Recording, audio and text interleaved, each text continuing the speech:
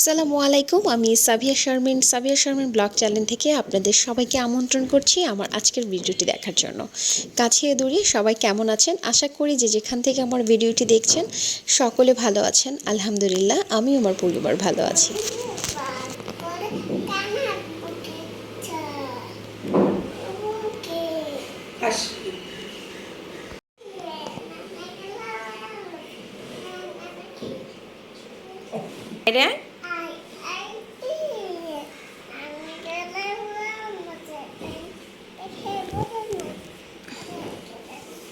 সেহরিশ তার নানুর কাছ থেকে কিছু ছড়া শিখেছে, সেটাই বলছিল, কিন্তু একটু একটু ভুলে যাচ্ছে আর আধো আধো ভয়েসে বলছে।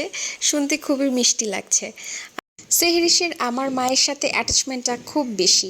ছোটবেলা থেকেই ও কোনো কিছু প্রয়োজন হলে আমার থেকে আমার আম্মুর সাথে শেয়ার করাটা বেশি কমফোর্ট মনে করে।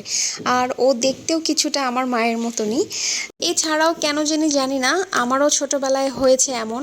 জানি হয়তো বা কম বেশি সবার মধ্যেই এই প্রবণতাটা আছে, যে আমরা দাদা দাদি বা আমার দাদার সাইডের লোকজনের থেকে আমার নানা বাড়ির নানা নানু মামা খালাদের প্রতি টানটা একটু বেশি অনুভব করি। আসলে কিন্তু হওয়ার কথা উল্টো। দাদা দাদি ফুপা চাচা এদের প্রতি কিন্তু টানটা বেশি থাকা উচিত, কিন্তু আমাদের মায়ের সাইড যারা আছে তাদের প্রতি আমাদের টানটা বেশি থাকে। জানি না, এটা হয়তো বা আল্লাহ থেকেই হয়ে এসেছে, যেহেতু মায়ের সাথে আমাদের অ্যাডজাস্টমেন্টটা বেশি থাকে, এই জন্য হবে হয়তো। আর এখন দুপুরবেলা আলিফার পাপা লাঞ্চ করতে এসেছে, তখন আলিফার জন্য শিক্ষা জীবন শুরু হওয়ার যে উপকরণগুলো প্রয়োজন হয় সেগুলো কিনে এনেছে, যেমন এই সিলেটগুলো, চক, তারপর কিছু বই। এছাড়া একটা সুন্দর জিনিস এনেছে, আমার বেশ ভালো লেগেছে। সেটা হচ্ছে ম্যাজিক খাতা। আলিফার পাপা আমাকে লিখে দেখাচ্ছিল। আসলে বাচ্চারা দেখবেন চকের থেকে বেশি কলম দিয়ে লিখতে পছন্দ করে, তো যার কারণে কলম দিয়ে লিখলে কালিটা তো নষ্ট করে ফেলে বই খাতা সব কিছু। আর এই কলমটা দিয়ে দাগালে 5 মিনিট পরে অটোমেটিক চলে যাবে, যার জন্য জিনিসটা খুবই ভালো হয়েছে। ওরা লিখতেও পারবে এবং খাতাটাও নষ্ট হবে না। এখন কতটা আধুনিক হয়ে গেছে, কত কিছু বের হয়েছে। আমাদের সময় কিন্তু এতটা ছিল না সুযোগ সুবিধা। আর ওর নতুন শিক্ষা জীবন শুরু হচ্ছে, সকলে দোয়া করবেন।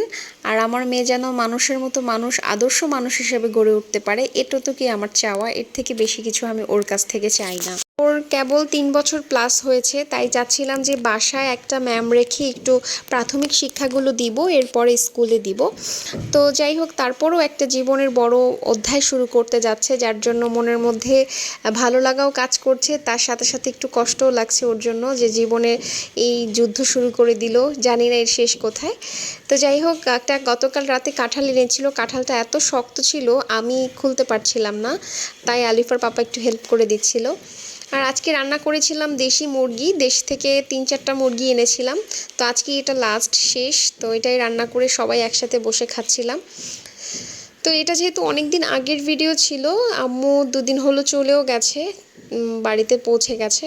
আমার ছোট ভাই তরকারিটা দেখে বলতেছে যে মুরগি ঝোলের মধ্যে সাঁতার কাটছে। আসলে দেশি মুরগির কিন্তু ঝোলটাই খুব মজা হয়, আর দেশি মুরগি কিন্তু আমরা ঝোলঝোলে রান্না করতে পছন্দ করি। তো এই যে খাওয়া দাওয়া শেষ করে বিকেলবেলা, বিকেল না, সন্ধ্যার পরে আলিফার পাপার অফিসিয়াল একটা প্রোগ্রাম ছিল। অফিসিয়াল প্রোগ্রাম বলতে সে যেহেতু একটা এরিয়ার ম্যানেজার, তো ওইখানকার যে তার আন্ডারে যে সমস্ত শোরুমগুলো আছে সেখানের একজন ওনার আমাদেরকে ইনভাইট করেছে। তার একটা অ্যাচিভমেন্ট হয়েছে, আর সেই উপলক্ষেই সবাইকে ইনভাইট করে ছোটোখাটো প্রোগ্রামের মাধ্যমে সেই অ্যাচিভমেন্টটাকে সেলিব্রেট করছে। তো যার জন্য আমরা সেখানে গিয়েছিলাম, আরও অনেকে ছিলেন। যে আঙ্কেল আমাদের ইনভাইট করেছে তার ওয়াইফ, ছেলের বউ সহ আলিফার পাপার আরও কলিগ ছিলেন। তো খুব সুন্দর একটা সময় কাটিয়েছি আমরা। আর আন্টিকে অনেক ভালো লেগেছে আমার কাছে, সে খুবই মিশুক ছিল, মনে হয়নি যে আমাদের প্রথমবার দেখা হয়েছে। খুব মিষ্টি করে কথা বলেন এবং আলিফা আরিবাকে প্রচণ্ড আদর করেছেন। তো এইভাবে করেই আমাদের সুন্দর একটা সময় কাটালাম সবাই। আঙ্কেলকে অসংখ্য ধন্যবাদ এত সুন্দর একটা প্রোগ্রাম অর্গানাইজ করার জন্য। তো এই যে বাসায় চলে এসে পরের দিন আলিফার পাপার সাথে একটু শখ করে বাজারে গিয়েছিলাম। তার সাথে আমার বাজারে যেতে খুবই ভালো লাগে। তো মাছের বাজার করেছি কিছু। আম্মু চলে যাওয়ার আগে ভাবলাম কিছু মাছ বাজার করি, আম্মু একটু হেল্প করে দিয়ে যেতে পারবে, যেহেতু মাছ কাটতে আমার খুবই খারাপ লাগে আর ভালো কাটতে পারি না আমি। এছাড়াও যেহেতু মাসের শুরু তাই শুকনা বাজারগুলো করা হয়েছে, সাথে সাথে যেমন আদা রসুন এগুলো কাটার একটা ব্যাপার থাকে, যেগুলো আসলে দুইটা বাচ্চা নিয়ে সংসার সামলিয়ে ওগুলো করাটা আমার জন্য একটু বেশি প্রেশারের হয়ে যায়, এই জন্য আম্মু কেটে কুটে দিয়ে গেছে। যেহেতু আম্মু ছিল তাই আসলে মায়েরা এমনই হয়, যতটুকু সম্ভব মেয়েকে হেল্প করে দিয়ে যাওয়ার চেষ্টা করে। প্লিজ কেউ ভাববেন না যে এগুলো আমি শো অফ করার জন্য দেখাচ্ছি, আসলে কি দেখাবো, যেগুলো সারাদিন করি ওগুলোই তো ভিডিও আকারে দেখাতে হয়, তাই শেয়ার করছিলাম যে বাজার থেকে কি কি এনেছি। আর ইলিশ মাছ একটু বেশি দেখা যাচ্ছে, এর কারণ হচ্ছে ইলিশ মাছ সস্তা শুনে গিয়েছিলাম যে ব্যাগ ভরে ইলিশ মাছ নিয়ে আসবো, কিন্তু দুর্ভাগ্য যেদিন আমি মাছ আনতে গেলাম সেদিনই মাছের দামটা একটু বেশি ছিল।